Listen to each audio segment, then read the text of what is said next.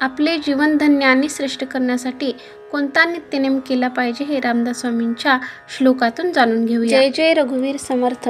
माणसाने आपले जीवन जगत असताना सदाचार कधीही सोडू नये हा सुंदर उपदेश या मनाच्या श्लोकातून रामदास स्वामींनी आपल्याला केलेला आहे. मनाच्या श्लोकात रामदास स्वामींनी असे वर्णन केलेले आहे की सकाळी उठल्याबरोबर श्रीराम प्रभूचे आपल्या वाणीने चिंतन व नामस्मरण नित्य करत राहावे. त्या नित्य नामस्मरणामुळे आपल्या अंगी जो सदाचार आहे तो नेहमी आपल्या अंगी टिकून राहतो आणि तो टिकून राहिला तर आपले जीवन धन्य आणि श्रेष्ठ होऊन जाते. आता श्लोकाचे चिंतन. प्रभाते मनी राम चिंतित जावा, पुढे वै खरी रामादी वदावा.